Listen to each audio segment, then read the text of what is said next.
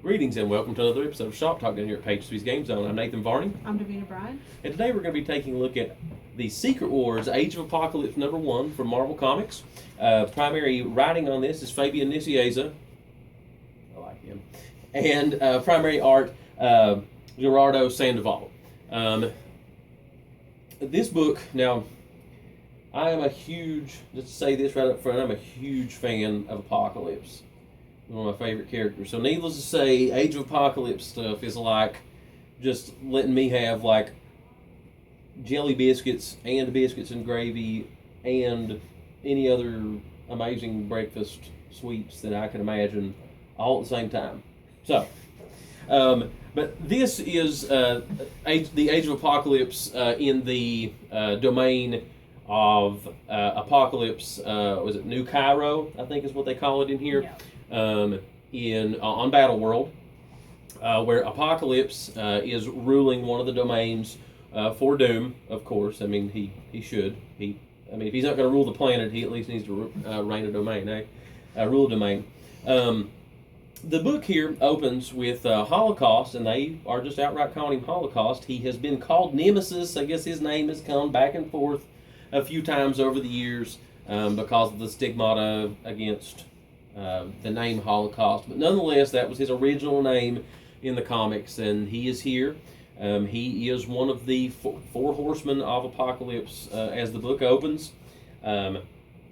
He is searching through, is it the Savage Land? Yes. For Cypher, Douglas Ramsey, and Destiny, which I think she's just kind of happens to be with Cypher. He's searching for Cypher. I think she's protecting him or Yes. trying to protect him. So he finds them and appears to kill Destiny and captures Cypher. As the book goes, the members of, I think it was the Amazing X-Men team in the original Age of Apocalypse, Storm, Colossus, Rogue, Nightcrawler, and I think Dazzle was added in here because I don't think she was a member of the original Amazing X-Men team. But nonetheless, they then battle Holocaust and defeat him, but potentially at the cost of their own lives. So it's very possible that they were all killed as well. Did I mention Iceman? I don't know if I mentioned him. No, maybe I don't. Because he was the one that kind of allowed the hammer to be thrown down on Holocaust in the battle, as he froze him after they were able to get him out of his armor, or suit, whatever you want to call it. I've always called it armor, but some people call it a bio-suit. But nonetheless, so then you find that Cypher is in Dark Beast's lab. Dark Beast and Dr. Bradley are attempting to figure out what exactly. I mean, the way I kind of felt or understood was that Apocalypse finds out about Cypher's existence in his domain and probably wants to know if he can provide some key or some source of information, I would imagine, to allow him to overthrow Doom. Well. So they're, Beast and Bradley are experimenting on him. Dark Beast, I should say, seems to be a little distracted in that he is probably more concerned with potentially becoming a new horseman, the fourth horseman with Holocaust dead, Right. than actually figuring out what Cypher has to offer Apocalypse. Sinister, of course, comes in and he, kind of sets things straight, so to speak, and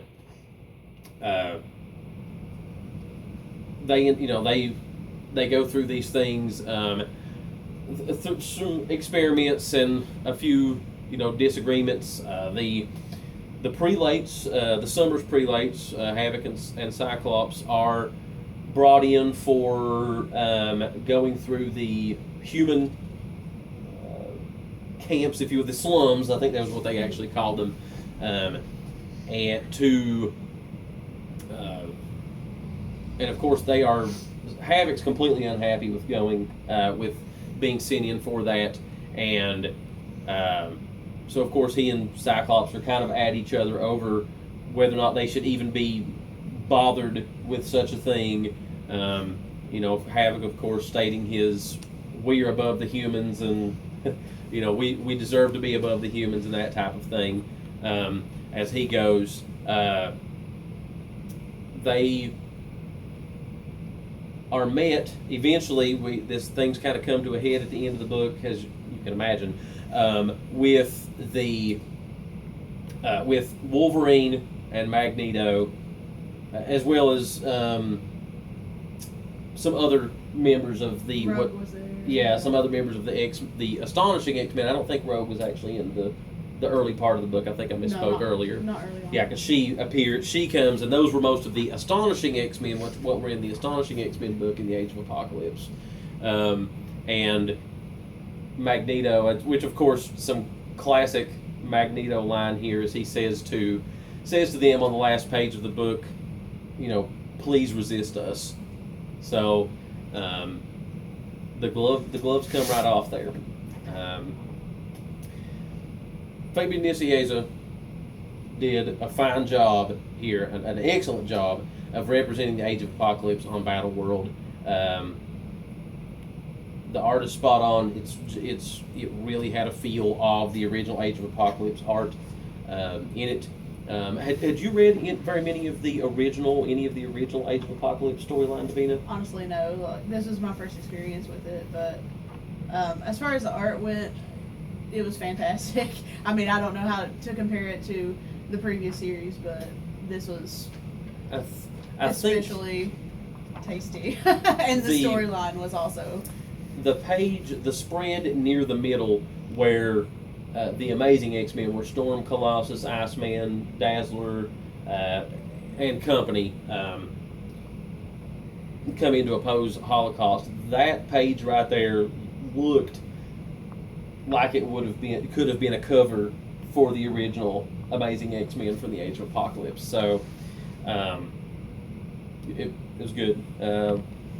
Action and intrigue throughout. I mean, there were several battles in the book. Wondering how I felt like that I was left anyway, wondering where's Dark Beast going to fit into this? Where's Sinister going to fit into this? Because he kept referring to, even though, got to make sure the Wheel of Apocalypse is done here and the Wheel of Doom, but how, trying to figure out how. I think he made reference to sinister machinations at one point later in the book. So, I mean, he certainly has got his own plans.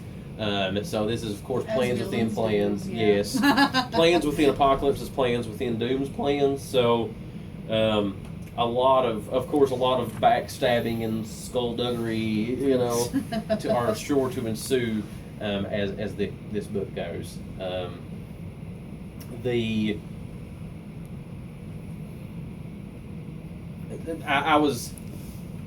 Apocalypse was just shown on his throne a couple of times.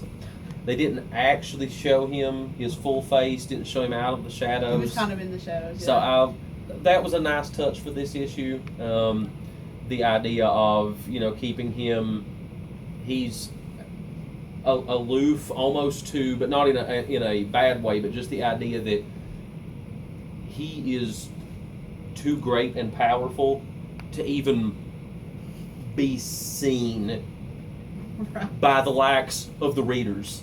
Yeah. So, and maybe that's just me hoping for Amazing from Apocalypse, but that's just the type of writing and depiction that I think his character warrants. Yeah. So, I mean, when you're talking the Apocalypse, the end of the world, the bringer of of destruction. How could one see or anticipate that coming? So it kind of goes along with the character in that regard. Yeah. Being that this was your first foray into the world of the Age of Apocalypse, but just the the overall setting for Battle World. How did you think? Like, what did you think? What was your impression of this domain on Battle World, this New Cairo, and the goings on here? I thought it was interesting that they had the humans in camps, essentially. Like, that was, they were almost, like, put aside in this ghetto, and it was as if they were plotting to just do this mass, almost genocide type thing, which is kind of ironic, I guess, considering some of the characters involved. But it was like, are they trying to literally wipe out the humans? Who's protecting them? And I mean, it raised a lot of questions, I thought, especially. Well, and that is, which of course that's very appropriate for Apocalypse. I mean, that's his idea, is that the whole, for those of you that did not read the original Age of Apocalypse, and the lead into it, the death of Professor Xavier in the middle part of the 90s there, the Age of Apocalypse came, so this domain came about because of the lack of Xavier's dream, the peaceful coexistence between humans and mutants. Then that allowed the door to wide open for Apocalypse to enslave the humans. Right. So that's where we're brought here. I really I like Magneto. Magneto's been a fun character. He's been a great character for many years. The Magneto in the Age of Apocalypse is probably, I think, is my favorite depiction of Magneto, period. So I'm really looking forward to issue 2 to seeing where he's going to go with this. And the Age of Apocalypse Wolverine, he may also be my favorite depiction of Wolverine. Like, he and kind of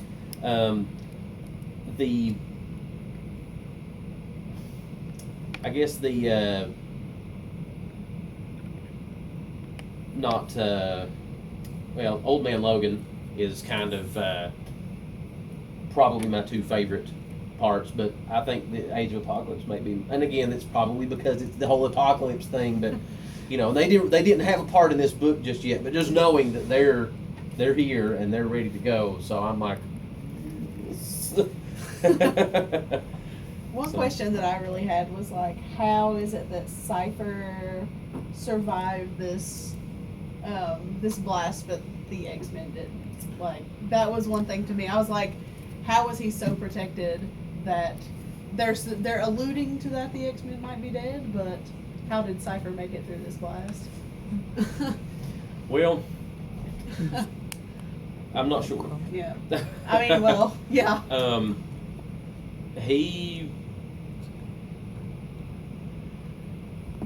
He was saved by Nightcrawler, was he not? Yes. Thanks to our Kevin running our camera here.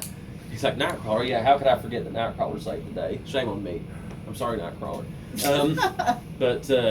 So yeah, we missed that. The one other thing that I kind of glossed over was near the end of the book, the speech bubbles for the characters start to have letters popping up in and around them. These letters that don't belong, if you will. And it's representing Cypher deciphering what's really going on here. Like, I guess the first big clue for him in this, and that is that the virus will wipe out the mutants. Now, either this is certainly concern for Apocalypse. If he comes to this knowledge, he's certainly not going to want to sit around and wait for mutants to be wiped out. And you're seeing his internal conflict of whether or not he should share it. He's like, should I tell them? Should I not tell them? You're kind of seeing that along with his, like, as he's decoding what people are saying. Yeah. Since It's I've gonna be already been interesting. mentioned, any chance I can ask any thoughts on whether or not this is the techno-organic virus? Well, it is very possible, and that was going to be my speculation on that. But thank you, Kevin. That the techno-organic virus is probably what this is, and it would make sense for it to be with Cypher because of the whole tie to the original Douglock and Warlock and New Mutants, being Phalanx and the whole techno-organic virus that went through all that, and in original continuity, if you will, if there's a such thing as continuity these days. But nonetheless, that has always been one of mutant kind's biggest enemies, is just being the legacy virus and the techno-organic viruses. So they actually not even any type of enemy that you could actually physically grab a hold of, but those viruses have been two of their greatest foes for decades, and so it would certainly be something that would be a formidable foe for Apocalypse as well. So, in case you can't tell, I really like this book, and I'm really looking forward to issue 2 on it. So I would give it 2 missing left hands up. What were your final thoughts on it, Davina? Well, like I said, I hadn't read the original series, but it kind of made me want to subscribe, I'll be honest, because I want to know what's going to happen going forward. I want to know what this virus is. I want to know why Cypher is an important character. I mean, I suppose that's probably been explained in previous series, but I'm not personally as familiar, so no. As far as for Battle World, this is his first. This is his first in here, so you're with everybody else going, Why is he so significant? I mean, it's cool that we saw a hint of what he can do, but at the same time, why is he so significant that there are multiple groups of people hunting for him and protecting? Yeah. Yes. Well, I mean, he's typically a B-list character at best. Probably even farther down the list than a B-list, but he's definitely a very seldom utilized. I don't even want to say underutilized, because I don't know if I don't think underutilized is appropriate to say, but a seldom utilized character in Marvel, even in X-Men. So it's very neat to see unusual characters being brought in here in Secret Wars to potentially have a significant impact on the outcome of potentially the entire Secret Wars. So, I'm looking forward to the next one. If you have never read, for those of you watching and Davina, take time if you get a chance to read the original Age of Apocalypse. Even if you just read, I don't know, there's a lot of reading for it. It was a huge epic. It's kind of tough to not read all of it, but I think you can get it in about 4 trades these days. You may be able to even catch it online at a good discount. So, but nonetheless, it's a fantastic series to sit down. One of the all-time most significant and greatest X-Men stories of all time, and it has had impact on the greater Marvel universe as well. If for no other reason than the characters that came out of it, like X-Man, Cable, Nate Gray, Dark Beast, Sugar Man, and the list goes on. Kevin been very animated during this video here, if you guys can't see him. But Blink, yes, as well as Morph, who was introduced in the Age of Apocalypse. He was never a character aside from in the cartoon originally, and then he was brought into the comic books through the Age of Apocalypse as well. So there's been a huge impact on the Marvel Universe and the X-Men from the Age of Apocalypse. So, anyway, let us know what you think in the comments. If you haven't read this book, take some time to sit down and read it.